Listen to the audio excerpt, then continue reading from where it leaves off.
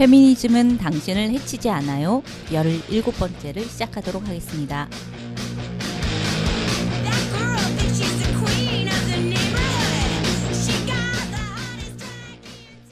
예, 안녕하세요, 상대님. 안녕하세요, 지아님. 네, 잘 지내셨나요? 네, 너무 더워서요. 네. 제가 계속 지난번에도 멘트가 그랬는데 너무 더워요, 정말. 네, 네. 그 찜통 속에 들어가 있는 네. 기분이죠. 아니 어떻게 저녁에 밤에도 새벽에도 이렇게 더울 수가 있죠? 그러게 말입니다. 네. 네. 심각합니다, 기후위기가. 네, 그러게요. 네, 오늘은 교제 폭력에 대한 이야기를 좀 나누어 보려고 하는데요. 저희가 그 오프닝은 항상 관련한 주제의 이제 그 최근 뉴스들을 이렇게 소개를 하면서 시작을 했었습니다. 그래서 제가 어제 교제 폭력이라는 이제 키워드로 그 포털 사이트에서 뉴스를 검색을 했는데 뉴스가 너무 많은 거예요. 그러니까 뉴스 리스트가 딱 뜨면은 보통 뭐 1일 전 뉴스면은 뭐 1일 전, 2일 전 뭐 이렇게 밑에 작게 글씨가 뜨는데 되게 최근 막 1일 전, 2일 전인데도 뉴스가 너무 관련 뉴스가 너무 많아서 제가 어느 한 개를 고르지 못할 정도더라고요. 그래서 이제 충주나 하남 그리고 최근에는 또 안산에서도 발생한 어떤 교제 폭력 뉴스들이 좀 있었습니다. 예. 네. 최근에 뭐 유명한 유튜버라고 하던데 저도 뉴스 보고 알았어요. 치양이라고 하는 그분도 교제 폭력에 의해서 유튜브 방송을 하게 됐다고.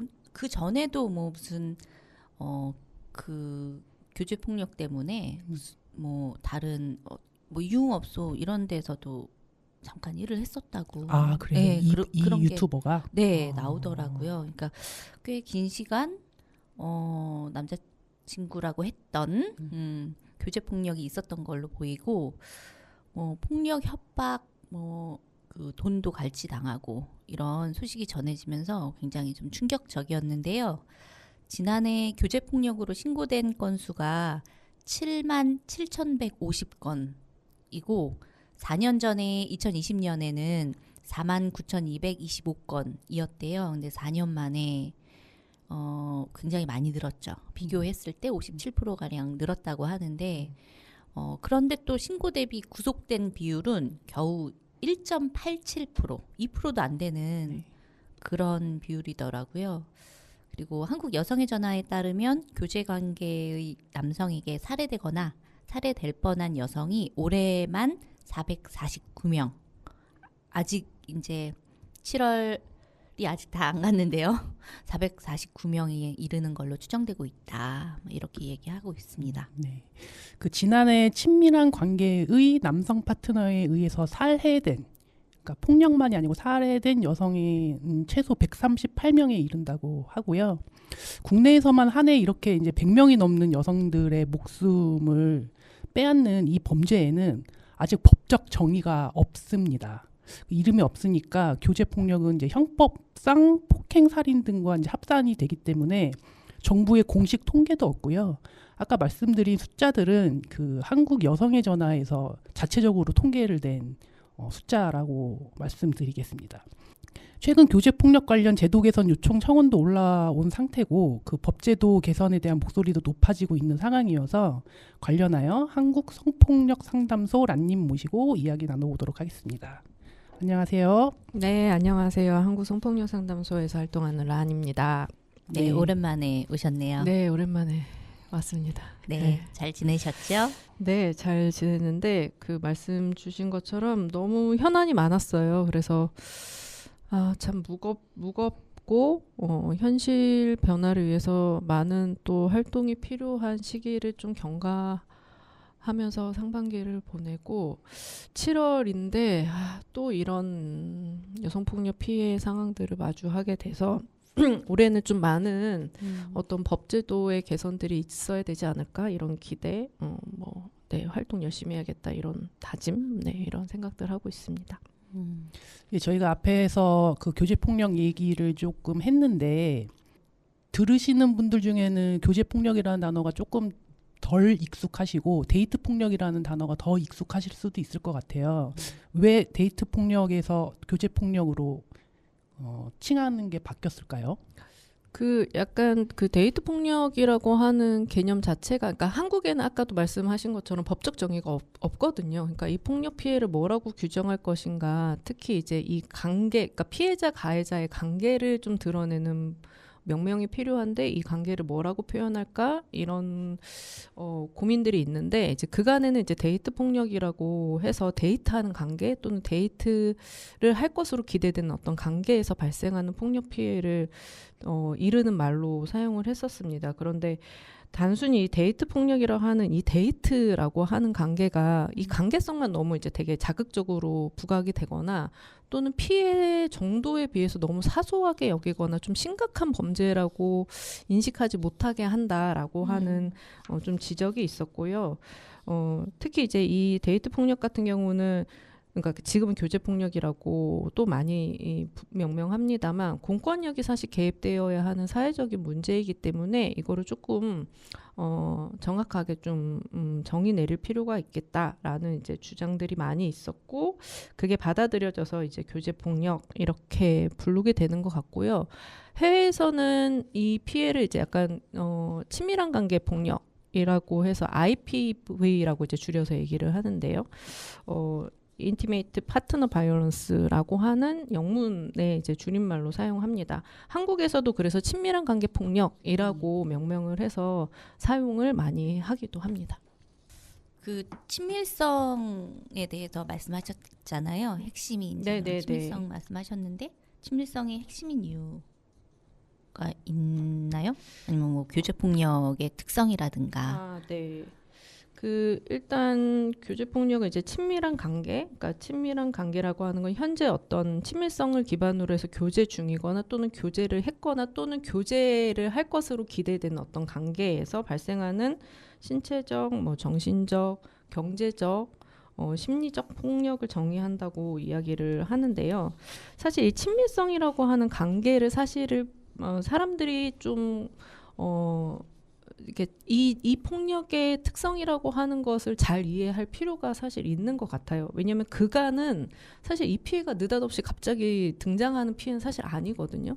아주 오랫동안 주변에서 우리도 늘상 봐왔던 어떤 피해 중에, 여성폭력 피해 중에 하나인데, 그동안은 사실은 이게 되게 아주 사적인 어떤 영역이라고 생각이 되거나 또는 어떤 이제 사랑 싸움, 소위 이렇게 이제 아주 사소하게 여기는 이제 태도들이 있었던 것인데, 이제 그게 약간 친밀성이라고 하는 문제에 있는 거죠. 그래서 되게 로맨틱한 어떤 상황이라고 생각을 하거나 또는 사회적으로 그간 대단히 학습되어 왔던 어떤 연애 각본에 근거한 어떤 성역할이라고 하는 거라고 생각을 해서 사람들이 이게 문제라고 생각하기가 대단히 어렵고, 근데 이 친밀성 관계라고 하는 것이 특성이다 보니까 피해자분들도 이게 피해인지 아닌지 판단이 굉장히 어려워해요. 왜냐하면 늘상 피해만 주는 건 아니거든요. 가해자가 굉장히 친밀한 사람이기 때문에, 또 호감도 굉장히 있는 상태이기 때문에 굉장히 좋았다가 또 폭력을 하고, 그래서 사실은 가해자들이 굉장히 폭력적인 성향을 보였다가 사과하고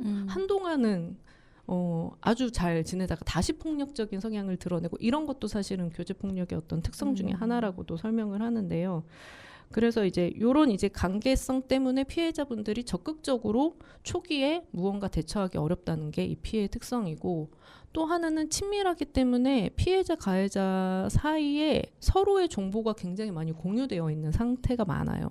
그러니까 피해자의 어떤 학교나 직장이나 가족 관계라든지 주변의 친구들, 이런 정보가 있기 때문에 피해자가 피해 사실을 어떻게 외부에 알리려고 해도 사실은 이 모든 관계를 다 종료하거나 추가적인 어떤 상황이 생길 것이라는 두려움 때문에 빠르게 대처하기 어렵다고 하는 것도 이 교제 폭력의 어떤 특성 중에 하나로 많이 꼽습니다.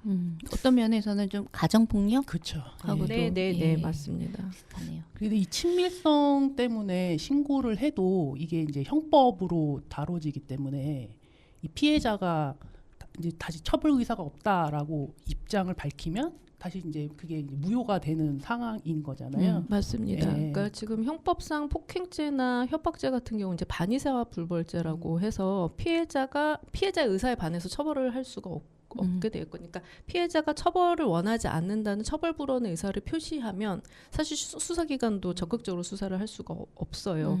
그러니까 그 죄 자체가 그렇게 규정되어 있기 때문에 가해자들 측에서는 굉장히 많이 처벌 불원을 해달라고 요구를 하고, 피해자도 사실은 이 친밀성에 기반하고 있기 때문에 적극적으로 이 사람을 처벌해야겠다 이런 마음을 갖기가 어려우니까 처벌 공백이 계속 생기고 있는 이런 상황입니다. 그렇죠. 상대가 저의 정보를 다 알고 있기 때문에 보복에 대한 두려움도 있을 것이고 그러니까 그런 문제들이 있죠. 예.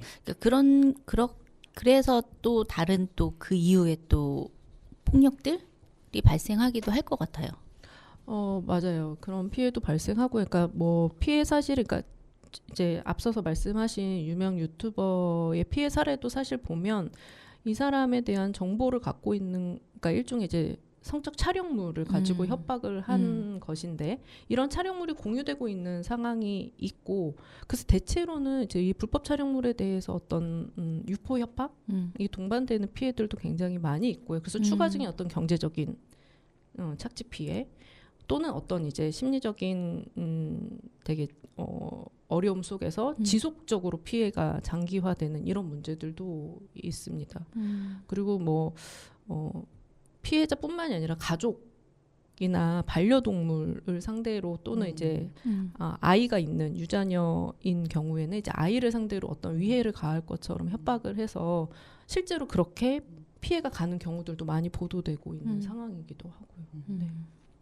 아까 제가 교제폭력이라는 키워드로 이제 포털에 검색을 했을 때 뉴스들이 굉장히 많이 떴다 이런 말씀을 드렸는데, 혹시 현실은 지금 어떤가요?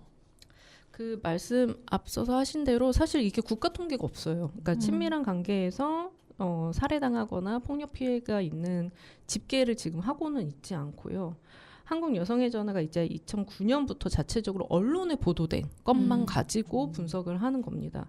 그러니까 이제 지난해에 이제 살해된 여성이 최소 138명이다라고 하는 분석은 이제 언론에 보도된 사건이고요. 사실 언론에 보도되지 않은 사건까지 포함하면 훨씬 더 많을 것이라고 추산이 되고 있는 상황이고요.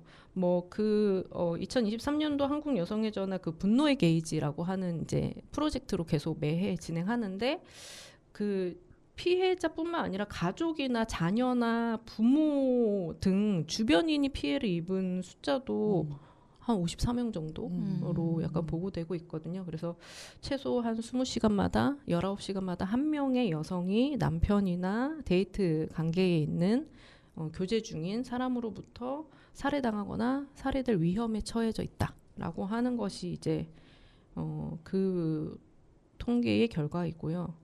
다만 이제 최근에 한겨레 보도를 보니까 그 경찰청에서 신고 접수된 건에 대해서 이 실제로 가정폭력이나 교제폭력이나 스토킹이나 성폭력처럼 이런 이제 그 젠더 폭력을 기반으로 해서 살인 사건이 발생하는 신고 건수를 약간 추산해서 분석한 보도가 있더라고요. 그거를 보니까 지난해 경찰이 검거한 전체 살인 사건 중에 피해자가 살해당하거나 살해 위기에 처하기 전에 그 가해자로부터 가정폭력이나 교제폭력, 스토킹, 성폭력을 당한 사건이 147건이었는데 약 한 20% 정도 되거든요. 그러니까 5명 중에 1명은, 그러니까 살인 사건, 작년에 있었던 살인 사건 5명 중에 1명은 가정폭력이나 교제폭력이나 스토킹이나 성폭력처럼 친밀한 관계에 있는 사람으로부터의 피해다라고 하는 게 좀 확인된 건 있습니다. 적지 않죠. 네, 그러네요. 네, 적지 않은 숫자입니다. 왜 이런 일들이, 제가 보기에는 이 통계에서도 늘었다고 보여지잖아요. 는 게 맞는 거죠.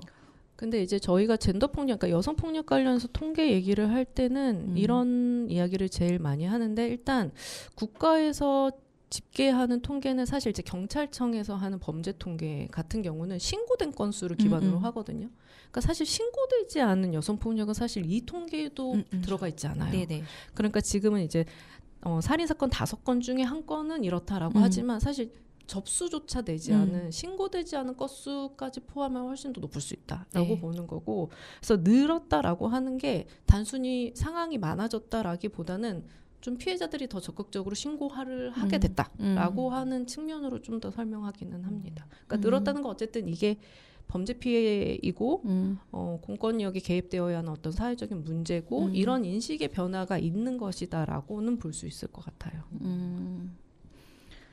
그런데 네. 훨씬 더 조금 뭐랄까요? 가해졌다? 그러니까 가학적이고 더 심해졌다. 양상이. 이런 식의 분석들은 있습니다. 교제 폭력의 정도가 이전에 비해서 굉장히 심각해졌다. 양상이.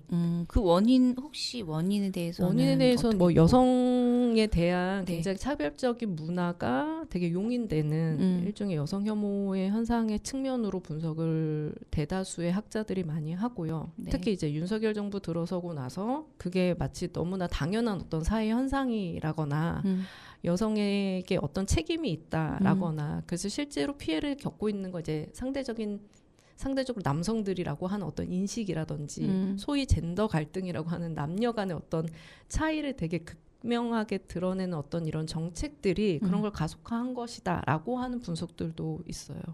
정책이 네. 가속화한다. 네, 네. 예, 법과 관련해서 최근 국회에서도 관련 법안 준비하고 뭐 입법하는 움직임이 보인다 뭐 이런 얘기를 들었는데요. 네, 그 윤석열 정부가 사실 이제 들어서면서 국정과제로 5대 폭력이라고 하는 범죄 피해자 보호 정책을 국정과제로 내셌어요. 근데 이 5가지의 폭력 중에 하나가 교제 폭력이거든요. 그러니까 가정 폭력, 교제 폭력, 디지털 성범죄, 스토킹, 권력형 성범죄 이렇게 5가지의 폭력 피해자 지원 강화를 하겠다 이런 측면이 있었고. 이제 스토킹 관련해서는 그래서 이제 처벌법이 만들어지고 피해자 이제 보호법, 그러니까 스토킹 방지법도 이제 시행이 되고 있는데 사실 교제 폭력 관련해서 지금 법적 근거가 없거든요. 그러니까 그래서 이 법을 만들어야 된다고 하는 입법 요구가 많이 있는 상태이고요. 지금 같은 경우는 사실 근거법이 없기 때문에 다 그냥 형법상 아까 말씀드린 것처럼 강간이나 살인이나 폭행이나 협박 이렇게만 돼 있고 보복 범죄와 관련해서는 그러니까 신고를 했다는 이유로 찾아가서 살해를 하는 이런 사건도 있었잖아요. 그런 거는 이제 특가법상의 특정 범죄 가중에 관한 처벌의 근거에서 이제 가중 처벌하는 것으로 되어 있는데 때문에 이제 법에 명확하게 근거 필요하다 이런 요구들이 많이 있는 상태고 22대 국회 개원하면서 의원들이 되게 앞다퉈서 지금 준비 중인 상황이기는 합니다. 이미 발의된 법안들도 있고요. 그 국회 입법조사처 연구관인 허민숙 조사관이 네네. 그 거절살인, 친밀한 네네. 관계폭력 규율에 실패해온 이유라는 보고서를 냈어요. 근데 그 보고서에 보면은 교제살인의 전조 증상이 있는데 그게 강압적 통제다. 그 법안에 이 강압적 통제 강압적 통제가 있었을 때에 이거를 처벌할 수 있는 법안을 만들어야 된다 이런 얘기를 했었고요. 또 이제 그 교제 폭력과 관련한 법을 별도로 만들 건지 아니면은 기존에 있는 가정 폭력 법을 이제 개선해서 이 교제 폭력까지 포함하는 법안으로 할 건지 뭐 이런 얘기들이 이 보고서에 들어 있거든요. 관련해서 지금 입법에 올라온 것들도 아마 이런 내용들이 좀 포함되어 있는 법안들도 있는 것 같아요. 좀 설명을 해주실까요?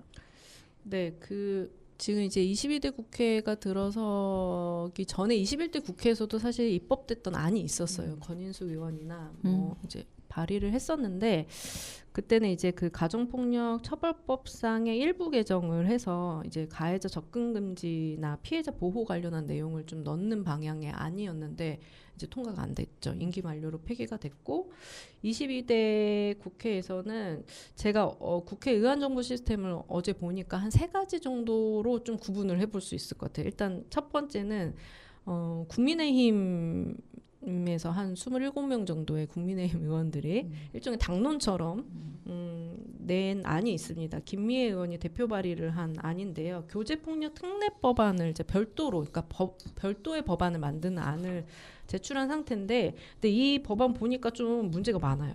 문제가 너무 많아요. 너무 많은데 정의 규정부터가 좀 한계적입니다. 그러니까 왜냐하면 교제 관계를 뭘로 볼 거냐가 21대 국회에서도 사실 쟁점이었거든요.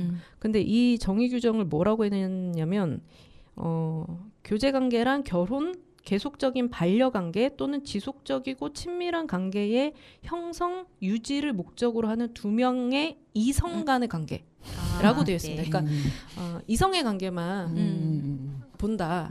되게 명확하게 이제 딱 선언을 하고요. 근데 이제 세부적으로도 뭐라고 되어 있냐면 어느 일방도 상대방 아닌 다른 사람과 혼인 관계에 있지 아니할 것이라고 되어 있거든요. 그러니까 예컨대 이런 경우죠. 동성 파트너 간에 발생하는 교제 폭력 상황이라거나 또는 이제 사실혼 관계나 법률혼 관계가 있는데 별도의 어떤 데이트 관계에서 발생하는 교제 폭력은 다루지 않겠다고 되게 명확하게 이 법은 세팅하고 있는 것이거든요. 그래서 너무나 한계적이죠. 이제 이미 왜냐하면 정의 규정부터 이제 빠져나가는 피해들이 있을 테니까요. 그리고 두 번째는 조국혁신당의 정춘생 의원이 대표 발의안 아닙니다. 이거는 가정폭력처벌법에 전부 개정을 하는 발의안을 했으니까 되게 손을 다 본 거죠. 그럼 이거는 가정폭력처벌법 안에 넣겠다는 이야기인가요? 가정폭력처벌법이 있는데 그거를 다 바꾸겠다는 거예요. 정의부터 해서 다. 왜냐하면 가정폭력처벌법이 이 97년도인가 제정이 되고 시행이 됐는데 문제가 너무 많아요. 그러니까 정의 규정부터, 그러니까 이 법의 목적부터가 너무 문제거든요. 왜냐하면 이 법의 목적은 이 가정을 유지하는 게 되게 핵심적인 법의 목적으로 되어 있어요. 그러니까 가정폭력인데 가정을 유지해야 되니까 그러니까 상담을 받겠다는 조건부로 이 가해자들을 기소유예하는 조항 같은 게 들어있고 반의사불벌죄 조항이 들어있거든요. 그래서 이게 계속 아주 오랫동안 여성단체에서 가정폭력처벌법 이거 목적 조항 변경해야 된다. 다 뜯어고쳐야 된다는 요구가 있었는데 그런 이제 약간 요구를 이제 반영한 아니라고 볼 수 있습니다.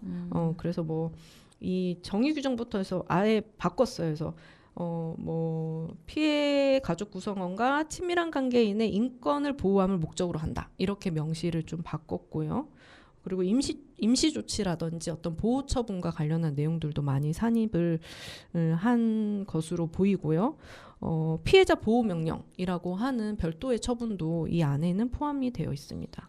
그리고 이제 세 번째 안이 더불어민주당 소병훈 의원이 대표 발의한 안인데 이거는 가정폭력처벌법을 일부 개정하는 안이거든요. 근데 여기에 강압적 통제라고 하는 행위 규정이 되게 구체적으로 명시되어 있어요. 그래서 이 안을 보면 여기 뭐라고 되어 있냐면, 그러니까 가정폭력 처벌법은 원래 가정이라고 하는 그러니까 사실혼이나 법률혼 관계 중심이었는데 친밀한 관계의 폭력까지도 넓혀서 규정하는 것으로 개정을 했고 내용 중에 이 폭력을 뭐라고 규정을 하냐면 원래는 대체적으로 이제 신체적, 정신적, 재산적 피해를 말한다 이렇게 되어 있는데 여기에 또는 강압적 통제 행위를 수반하는 행위라고 해서 이 신체적인, 정신적인, 재산적인 피해가 아니더라도 강압적인 통제 행위가 있으면 이 법에 근거해서 처벌할 수 있다라고 하는 내용으로 법안을 낸 상태이고요.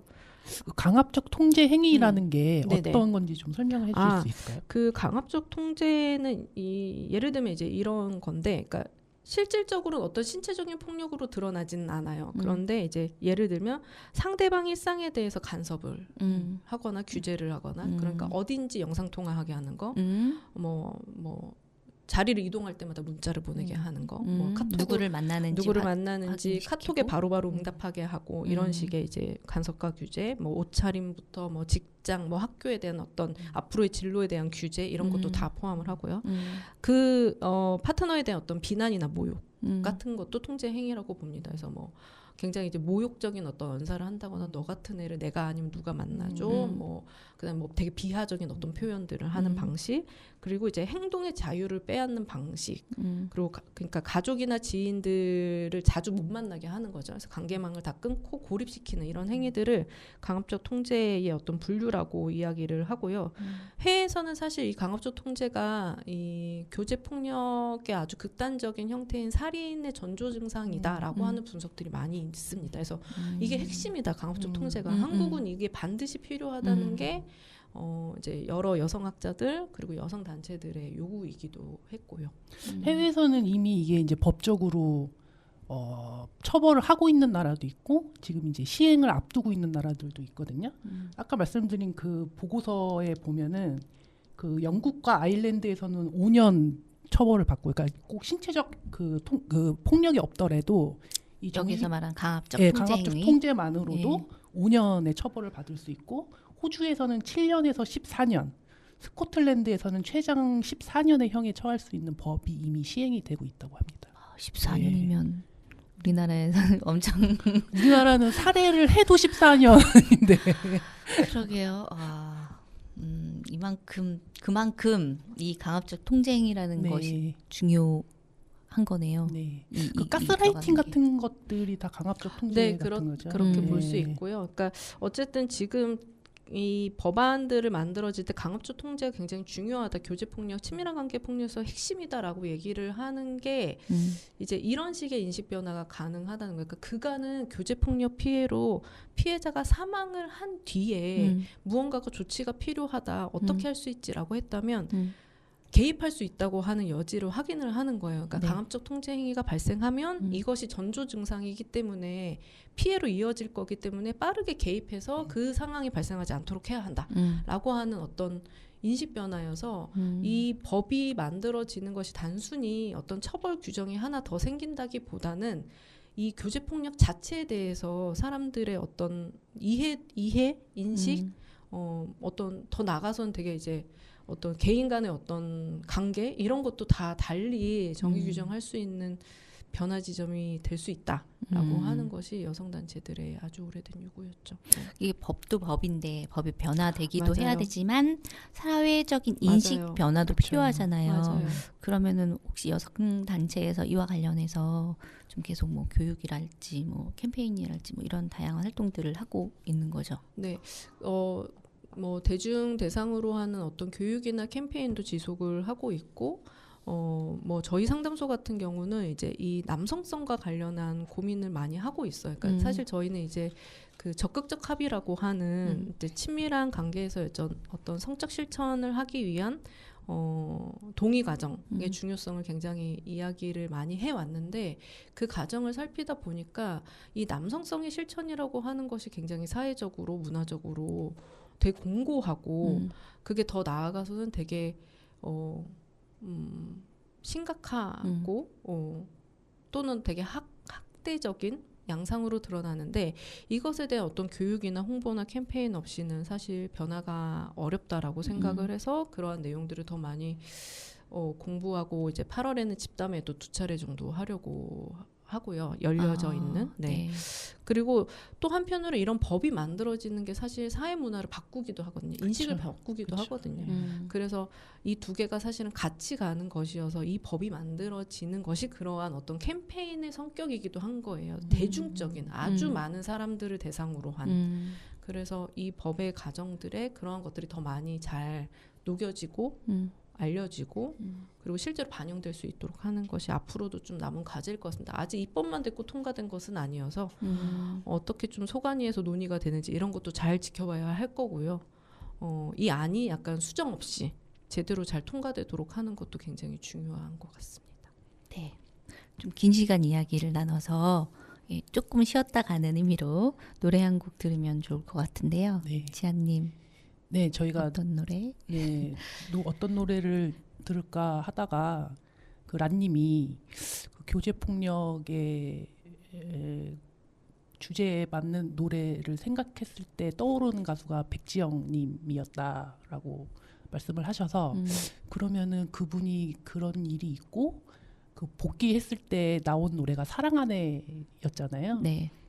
그 노래가 굉장히 성공을 해서 이제 복귀를 할 수 있었는데 그걸 들까 그랬더니 너무 우울하지 않냐 이래서 조금 밝은 노래로 하자. 그래서 그럼 밝은 노래 그러면은 그 백지영님하고 개그맨 김숙님이 네.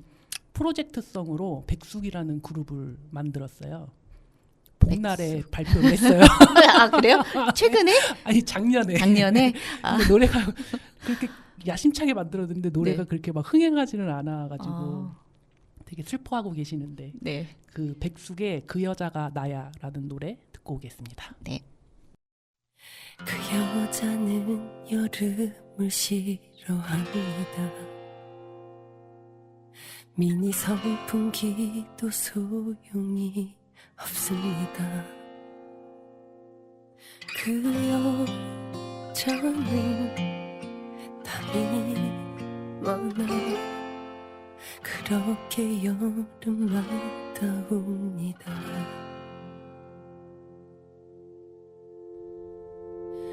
그 여자가 나야 회색 티 한 번을 못 입는 그 바보가 나야 곁담이 많아 헤어진 여자 내가 잘못한 것도 아닌데 미운 짓을 한 것도 아닌데 왜 날 떠나 그 여자가 나야 노을보다 땀이 많은 여자 그 바보가 나야 긴장하면 더 슬퍼지는 걸 못 본 척 해주면 안 될까 아님 근처에서 옷이라도 살게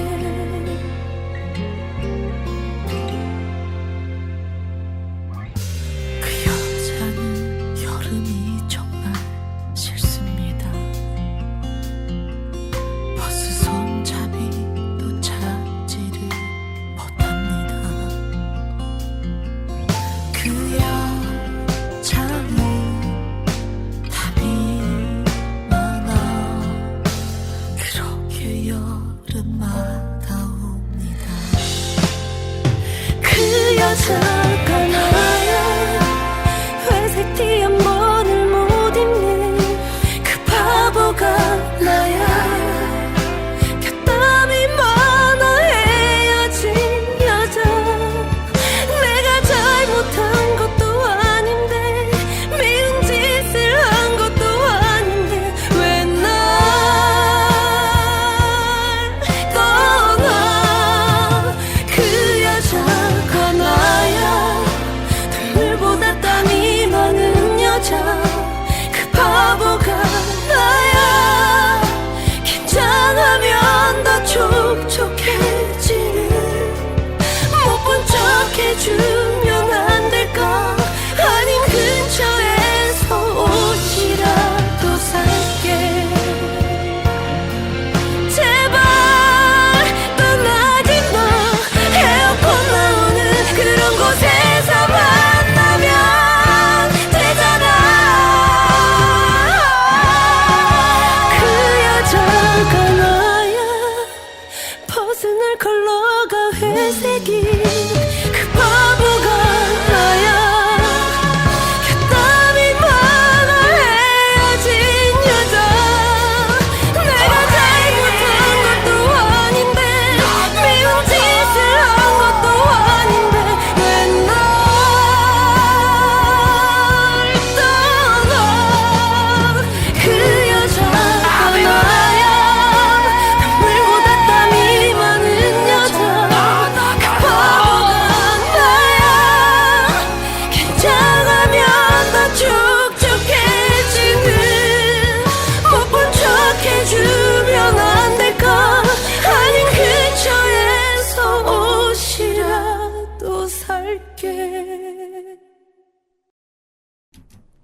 제목이 그게 나야예요? 그 여자가 나야. 그 여자가 나야? 네.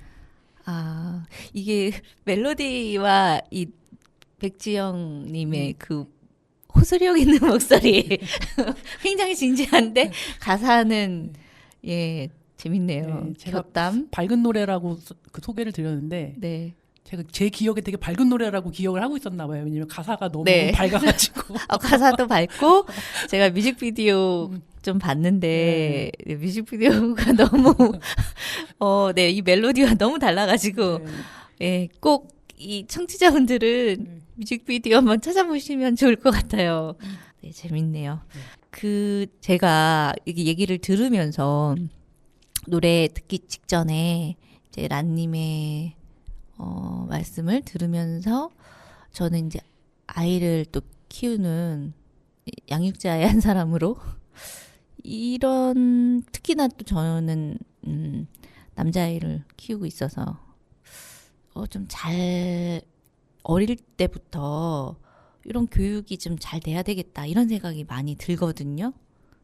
그런 생각이 들었을 때 어떻게 양육을 하면 좋을까? 혹시 이런 생각 해보신 적 있으세요? 아, 정말 어려운 질문입니다. 저도 양육자로서 너무 고민이 많은데, 일단 이런 거거든요. 그러니까 어떤 친밀성을 기반한 관계에서 상대가 나의 소유물이라거나 내가 통제할 수 있는 또는 통제해야 하는 관계라고 여기지 않는 그러니까 그야말로 그냥 사람 대 사람 간의 관계의 문제를 되게 집중해서 볼 필요가 있는데 이게 사실은 아주 동떨어져 그러니까 우리 사회에 대단히 많은 것들과 요소들과 되게 결합이 많이 되어 있어요. 그러니까 딱 동떨어져 있지 않거든요. 네. 그러니까 그냥 미디어에서 보여주는 어떤 이성의 중심의 어떤 연애 각본이라든지 아니면 그게 로맨스로 약간 포장이 되거나 널리 학습되거나 뭐 그게 유튜브든 뭐든 알게 모르게 약간 사회적으로 계속해서 메시지를 받고 있는 남성성이라고 하는 문제라든지 네. 이런 것들에 대해서 되게 다각적인 접근이 되게 필요한 문제는 맞는 것 같고요. 더더군다나 이제 이런 어떤 남성이라면 어때야 해라고 하는 고정된 성 역할이 잘 깨어지지 않으면 이거는 아무리 법을 만든다고 해도 상당히 빠르게 어떤 개선을 기대하기는 되게 어려운 문제인 것 같아요. 그래서 뭐 물론 이제 남자 아이들한테 더 많은 교육이 필요한 건 너무나 당연하고요. 이 여성 아이를 키우고 있는 엄마들도 마찬가지로 아빠들도 마찬가지로 또는 사회적으로 학교에서 어디서든 미디어에서든 모든 곳에서든 사실 누군가가 누군가를 소유물로 여기거나 통제할 수 있다거나 1대1의 관계를 유지하기 위해서 모든 방법이나 수단을 동원해도 아무런 문제가 되지 않는다고 하는 어떤 메시지는 더 이상 없어야 하고 더 강도 높게 약간 그런 예민성을 사회적으로 가질 필요는 있을 것 같아요. 그러니까 그게 이제 학교에서부터 그런 교육이 어릴 때부터 이루어져야 되는데 오히려 그런 교육을 하면은 막 맞아요. 예, 막 반대를 하고 그렇죠. 막 요즘은 오히려 없애는 추세잖아요. 맞습니다. 네. 그러니까 막 통제하는 게 사실 학교뿐만이 아니라 가정에서도 이루어지기는 하잖아요. 저도 항상 저를 되돌아보면서 저의 행동과 예, 그런 말들 이런 거 막 맨날 되돌아보면서 반성하고 사과도 하고 막 맨날 이런 반복됨의 연속인데 이게 통제하는 게 사실은 좀 쉽잖아요. 그렇죠. 그러니까 뭔가 이런 질서 정연하고 그 질서 정연함에 맞춰서 약속이라는 걸 막 정하고 거기에서 벗어나면 또 한마디 하고 이렇게 되는 것도 넓게 봤을 때는 또 그런 문화 그런 질서에 익숙해지게 하는 거인 것 같다는 생각도 막 들어서 네 고민이 많이 됩니다. 혹시 그 상담소에 교제 폭력 관련한 상담 문의가 오나요? 그 전국에 있는 성폭력 상담소들은 모두 다 스토킹이나 교제폭력 상담을 하고 있고요.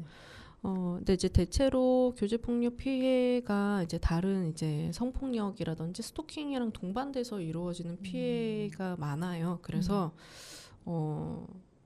저희가 봤을 때 이제 친밀한 관계로부터의 이제 폭력 피해라고 하는 이제 관계, 그러니까 피해자 가해자 관계로 살펴보면 이제 계속해서 피해 상담은 있는 상태입니다. 근데 사실 조금 저희도 대단히 많이 상담을 할 때 고민스러울 때가 많아요. 왜냐하면 워낙 이제 뉴스 보도에 굉장히 심각한 피해가 많이 보도되니까 피해자분도 굉장히 위축되어 있거든요. 그러니까 실제로 본인의 어떤 생명에 위해가 생길 수 있다는 위협감을 느끼고 계신 상태가 많고 그러니까 이게 지금 바로 어떤 경찰에 신고를 해도 되는 단계인지 아니면 본인이 그동안의 관계가 있으니까 잘 다독여서 안전하게 이별하는 것을 약간 방법으로 취해야 할지 약간 이런 걸 되게 많이 고민하시면서 전화를 하시는데 저희도 케이스마다 조금 고민이 많이 되고 많이 상의를 하면서 좀 상담을 하는 편이기는 합니다.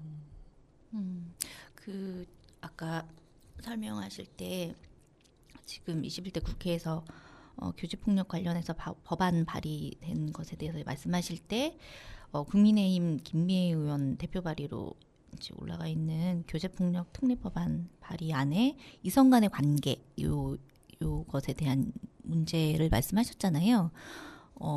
상담소에서 이제 상담 오는 것들 중에 이성 간 외에도 동성 간의 이런 교제폭력에 대한 상담도 많이 들어오죠.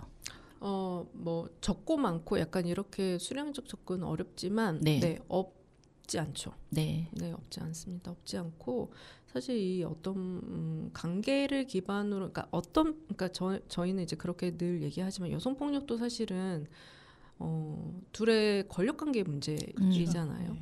그렇기 때문에 교제 폭력도 마찬가지입니다. 두 사람 사이에 권력 관계의 문제이기 때문에 이게 이성 간이라고 해서 라기보다는 동성 간에도 그런 폭력 피해는 발생을 할 수 있고 하고 있고 그렇습니다. 네. 그런 현실을 좀 반영한 법안이 발의가 되어야겠네요. 그럼 만약 주변에 그런 교제 폭력을 당하는 사람이 있었을 때에 그 주변 사람들은 어떻게 대응을 해야 될까요? 그러니까 좀 어려우실 수 있어요. 주변인은 이제 이런 상황을 내 친구나 뭐 가까운 사람이 겪고 있다는 걸 알게 됐을 때 내가 어떻게 해야 되지? 내가 막 나서서 뭔가를 해야 되나? 어떻게 해야 되나? 말아야 되나? 그냥 그래 둘이 알아서 하겠지. 이렇게 그냥 둬야 하나? 되게 고민을 많이 하실 수 있는데 사실 어려운 문제는 맞거든요. 주변에서 개입하기 되게 어려울 수 있는데 이 정도만 하셔도 되니까 피해자한테 이게 더 이상 이로운 관계가 아니고 뭔가 건강하지 않다고 여기면 얼마든지 주변에 도움을 요청해도 된다. 혼자 해결하려고 하지 않아도 된다. 너의 문제로 생각하지 않아도 된다. 이런 메시지를 주는 건 대단히 필요한 것 같아요. 왜냐하면 이제 피해자분들 아까 말씀드렸다시피 친밀성을 기반으로 하기 때문에 이게 폭력인지 아닌지 계속해서 이제 스스로의 생각을 이제 검열하듯이 판단을 달리 하시거든요. 이때는 이건 너무 폭력이야 끊어야 돼 하다가도 다음에 또 사과하고 잘해주면 그래 내가 예민했어 이렇게 하고 또 잘해볼 수 있겠지. 저 사람 변화할 수 있을 거야. 내가 변화하게 만들어야지. 뭐 이런 생각들도 하셨다가 그런데 또 주변에서는 어떻게 저런 사람 만나냐. 이제 그만 만나야지. 뭐 이런 식의 이제 이야기를 들으니까 더 주변에 알리기 어려워하는 측면들도 있거든요. 그래서 주변에서 그런 사인만 주지 않더라도 피해자가 충분히 피해 사실을 주변에 알릴 수만 있더라도 사실은 도움을 받을 수 있는 영역이 넓어지기 때문에 그러한 사인을 주지 않도록 하는 거 굉장히 중요하고요. 그리고 피해자한테 이런 피해가 생겼을 때 일단 그냥 1366에 전화하셔도 돼요. 그냥 전국에 있는 그냥 국번 없이 1366 누르셔도 되거든요. 그래서 상담하시고 기관 소개 받으시고 그래서 도움 받을 수 있는 전문 상담 기관에 상담해보시고 익명성 보장 받으면 상담해보시고 지금 당장 할 수 있는 방법들부터 찾아 나가시는 것도 대단히 도움이 될 수 있다는 말씀을 드리고 싶습니다. 근데 그 교제 폭력과 관련한 어떤 법안이 지금 없기 때문에 사실 그것과 관련한 예산이 없잖아요. 맞습니다. 예. 그러니까 근데 이제 어쨌든 여가부에서는 이제 교제 폭력이라고 하는 이제 별도 법안은 없지만 이게 이제 여성 폭력이라고 하는 범주 내에서 다뤄질 수 있는 피해라고 여겨서 실은 이제 지원 정책을 하고 있는 것이고요. 그래서 전국에 있는 상담소에서 상담을 하고 지원을 받으실 수도 있는 상황이고요. 다만 이제 그 피해의 정도에 따라서 추가적으로 지원이 필요한 어떤 내용들이 있을 수 있어요. 사안마다. 그런 것도 이제 상담 기관과 상의를 하면서 조금 제도를 좀 활용을 해보실 수 있고 지금은 성폭력 피해자나 가정폭력 피해자가 지원받는 제도들 활용하실 수 있습니다. 네. 보니까 청소년들도 이 교제폭력이 많고 최근에 안산에서도 사건이 있었고 그래서 청소년들의 교제폭력에서도 마찬가지로 이런 상담 과정들을 겪으면 되는. 네, 그렇게 하셔도 되고요. 그리고 이제 지금은 아동 청소년을 대상으로 하는 성폭력 상담소들도 있거든요. 그래서 조금 더 전문적으로 지원을 받으실 수 있으니까 그리고 이제 학교 폭력 범주 내에서 다루기도 해요. 그래서 학내에 알려지는 걸 사실 이제 10대 피해자분도 굉장히 두려워한다고 할까요? 그러니까 친구들이 어떤 폭력 피해를 알게 되는 걸 제일 어려워하시거든요.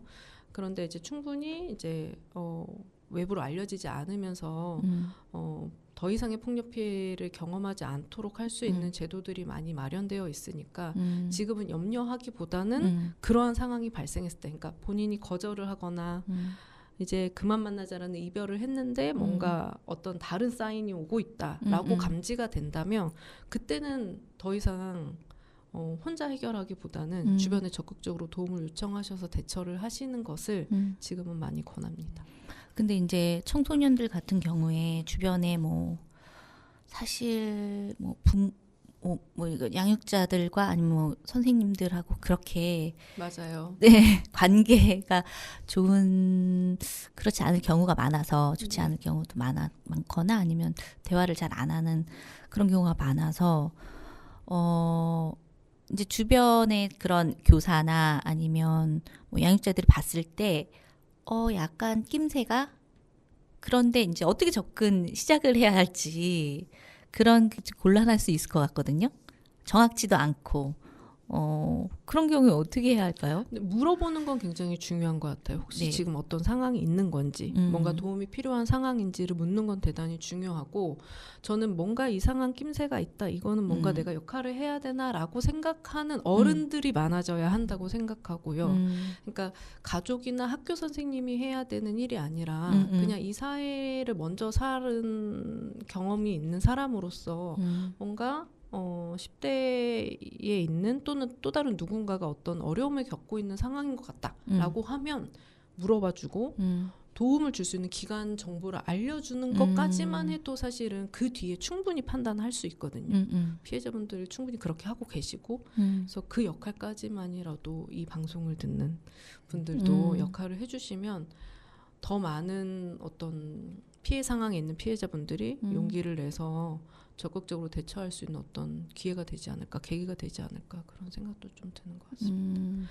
꼭 선생님이나 학교 선생님이나 가족한테 알리지 않아도 돼요. 그냥 본인이 신뢰하는 누군가한테라도 이야기를 하면 되고 그 사람이 그 피해자에 대해서 어떤 비난을 하거나 책임을 묻지 않고 도움을 받을 수 있는 기관 정보를 주고 안내를 해주는 것만 돼도 충분히 가능하다라고 생각합니다. 왜 만났니? 뭐 이런 거 괜히 묻지 말고 말하지 말고 제발요. 그건 피해자에게 굉장히 많은 책임 그죠. 의식을 갖게 만들어요. 네. 그러니까 교제폭력, 그러니까 여성폭력 피해자분들 많이들 그렇게 얘기하시는 교제폭력 피해는 정말 자기 비난이 되게 커요. 나 때문에 이 일이 발생했다고 생각하고 왜냐면 그렇게 가해자도 얘기를 하거든요. 너를 사랑해서 그래? 너가 말을 안 들어서 그래? 너가 나를 화나게 해서 그리고 너가 나 좋다 그랬잖아? 만나겠다고 했잖아? 이런 거?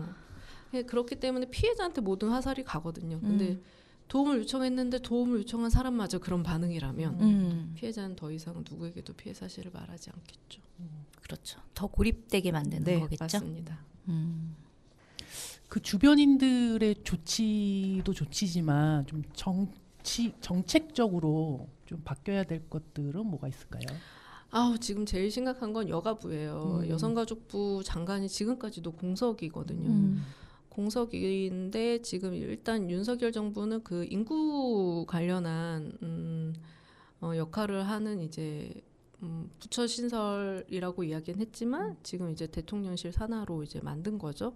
그래서 사실 이제 여가부 장관을 지정하지 않는 게 사실상 여가부를 자연스럽게 축소 폐지하는 거 아니냐라고 하는 분석들도 있고 사실 국민의힘 의원들 일부가 여가부 폐지안도 발의를 한 상태이긴 하거든요.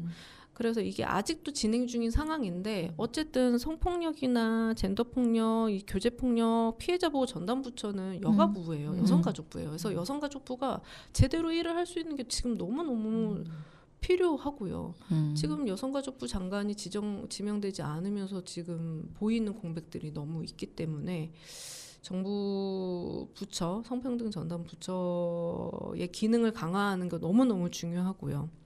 두 번째는 이 교제 폭력도 어쨌든 이제 이 여성 폭력의 범주로 본다고 한다면 우리나라가 여성 폭력을 다루는 판단하는 구성 요건에 대해서도 좀 살펴볼 필요가 있거든요. 그 반의사 불벌죄의 이야기를 계속했습니다만 지금 형법상 강간죄가 폭행협박을 구성 요건으로 해요. 그러니까 폭행협박이 없는 강간은 강간으로 인정되지 않거든요. 그러니까 굉장히 높은 수준의 폭행협박이 있어야지만 강간이나 강제추행이 발생했다고 이제 인정되는 것인데 그걸 이제 최여비설이라고 이야기를 하고요. 근데 그것이 기준점이다 보니까 다른 폭력 피해도 피해자가 혹시 합의를 했거나 내심 반하지 않은 것이 아닐까라고 하는 이 여성폭력 피해 전반에 대해서 굉장히 뭐랄까요 피해 자체를 되게 사소하게 여기는 경향성이 법의 판단을 바탕으로 해서 사회문화적으로 확산되어 있는 상태예요. 그래서 이 폭행협박이라고 하는 최여비설은 당장 폐기되어야 한다라고 하는 것인데 이게 사실은 2019년도부터 입법 발의가 됐지만 계속 20대, 21대 국회 문턱을 못 넘었어요. 그리고 22대 국회에서는 누가 이 법안을 낼지 사실 모르겠어요. 비동의 강간죄라고 하는 강간죄 폭행협박을 없애고 동의 여부로 바꾸는 이 법안 발의가 모르겠어요. 누가 나서서 할지. 왜냐하면 국민의힘은 뭐 아시다시피 뭐 그렇게 하면 남성들 다 무고한 남성들 이렇게 하고 있는 것이고 그리고 이제 더불어민주당도 이번에 총선했을 때 이제 정책까지로 였다가 실수다. 이렇게 해서 다시 이제 했기 때문에 어떤 그리고 나머지 이제 소수 정당들이 사실 그 무게감을 가지면서 이거를 입법해 나가면서 이거를 나서기 되게 힘든 상황이거든요. 그래서 이런 이제 강간죄 개정이라고 하는 것도 굉장히 중요한 과제이기도 합니다. 그거 말고도 너무 많죠. 와, 여러 가지가 다 연결돼 있네요. 그러니까 어느 정당에서 이거를 발의할 수 있을까의 문제에서 지금 이런 거의 양당 체제로 맞습니다. 된 문제도 생각해 볼 수 있고 결국은 또 거리에서 또 소리치고 해야 또 맞아요. 예. 네. 그나마 조금 귀라도 열고 이렇게 하지 않을까요? 결국은 또 우리들이 또 해야 될 일이 되겠네요. 맞습니다. 예. 우리들이 해야 하고 22대에서는 반드시 해야 하고요. 특히 이 강간죄 개정과 관련해서는 그 지난 5월에 시도라고 하는 유엔 여성차별철폐위원회에서 9차 권고를 했는데 거기서 이 강간죄 개정이 지금 계속 매 회차마다 공고 사항이거든요. 강간죄로 그러니까 동의 여부로 개정하라라고 하는 게 유엔의 권고인데 이것을 9차 권고를 할 때는 2년이라고 하는 기한 내에 진행 정도로 서면 보고를 하라고 하는 일종의 특례처럼 권고를 했어요. 그래서 네. 2년 안에 어쨌든 한국 정부가 강간죄 개정과 관련해서 뭔가 이뤄내야 하고 저희도 그 시점을 어떤 기점으로 두어서 여러 활동들을 좀 지속해 나가려고 합니다. 그래서 더 많은 좀 시민분들이 관심도 가져주시고 같이 좀 목소리도 내주셔야 할 것 같아요. 그 2년이 언제까지예요? 2024년도 5월 공고였으니까요. 2026년도 5월 전에 서면 보고를 하게 되어 있습니다. 그거 말고도 몇 개 더 있어요. 네. 네, 오늘 란님하고 교제폭력과 관련해서 긴 시간 이야기를 나눴습니다.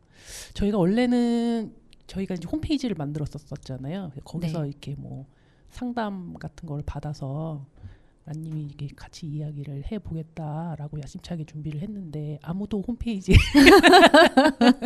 들어오지 좀 않고 조금 시간이 필요하겠죠. 네. 그래서 이제 저희가 그러면은 이제 좀 어떤 주제를 하나 잡아서 이야기를 이제 해보자. 그런 상담이 들어오기 전까지는 그렇게 해서 좀 진행을 오늘은 교제폭력 관련해서 이야기를 나눠봤습니다. 네. 긴 시간 또 자세한 이야기 나눠주셔서 너무 감사드리고요. 그 마지막 정리로 어디 이런 문제, 교제폭력의 문제가 발생했을 때 어떻게 한다고 했는지 한 번만 말씀해 주시고 지금 관심을 어떻게 가지면 좋을지 한 번만 말씀해 주시겠어요? 네. 혹시 이 방송을 듣고 나의 어떤 친밀한 관계에 건강하지 않은 것 같다. 이건 문제가 있다라고 여겨지신다면 내가 상대를 약간 변화시킬 수 있다는 기대나 믿음을 가지고 개인적으로 해결하려고 하시기보다는 적극적으로 기관의 도움을 받으셨으면 좋겠고요. 기관의 도움은 1366을 통해서 안내를 받으실 수도 있고요. 한국 여성의 전화가 가정폭력을 중심으로 한 교제폭력까지 아주 폭넓게 아주 오랫동안 대응을 해온 기관이어서 한국 여성의 전화 지역 지부들이 있습니다. 그래서 지역 지부에 내가 사는 지역에 한국 여성의 전화가 있는지 찾아보시고 상담을 하면서 좀 지원을 받으셨으면 좋겠고요. 만약에 거절이나 이별 의사를 고하고 나서 뭔가 단둘이 만나야 되는 어떤 상황이 생기면 그것들은 이제 지양을 하시면서 어떤 피해가 추가적으로 생길 가능성을 좀 차단을 하실 필요는 있을 것 같습니다. 네, 감사합니다. 예, 그러면 오늘 마무리 클로징 음악을 들으면서 헤어져 볼까 하는데요. 란님이 좀 소개를 해주실까요? 네, 제가 사실은 어떤 노래를 들어야 할지 너무 고민이었어요. 왜냐하면 이게 교제폭력 내용인데 어떤 밝은 노래도 좀 맞지 않는 것 같고 사실 이제 락밴드의 노래를 듣기도 어렵고 그런데 이제 빌리 아일리시가 실제로 본인이 경험한 어떤 교제폭력, 그루밍 성폭력, 가스라이팅 이런 10대 때 겪었던 내용을 바탕으로 한 곡이 있다고 해서 그 노래를 마지막 노래로 들었으면 좋겠고요. 제목은 Your Power입니다. 예, 그러면 오늘은 페미니즘은 당신을 해치지 않아요. 17화 예, 빌리 아일리시의 Your Power 들으면서 마무리하도록 하겠습니다. 오늘 긴 시간 이야기 나눠주셔서 감사합니다. 네, 감사합니다. 안녕하세요. 네.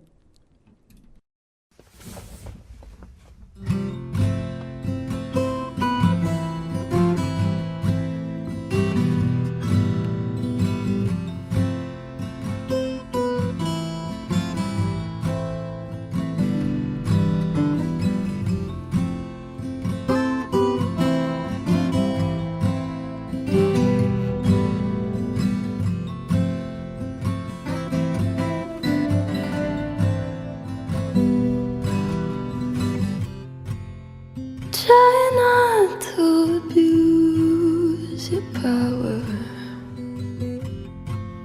I know we didn't choose to change. You might not want to lose your power, but having it so strange. She said you were a hero, you played the part, but you ruined her in a year. Don't act like it was hard, and you swear you didn't know. No wonder why you didn't ask. She was sleeping in your clothes, but now she's got to get to glance. How dare you? And how could you? Will you only feel bad when they find out if you could take it all back? Would you? Try not to abuse your power. I know we didn't choose to change. You might not want to lose your power, but having it so strange. I thought that I was special. You made me feel like it was my fault. You were the devil, lost your appeal. Does it keep you in control? For you to keep her in a cage, and you swear you didn't know. You said you thought she was your age. How dare you? And how could you? Will you only feel bad if it turns out that they kill your contract? Would you try not to abuse power. I know we didn't choose to change. You might not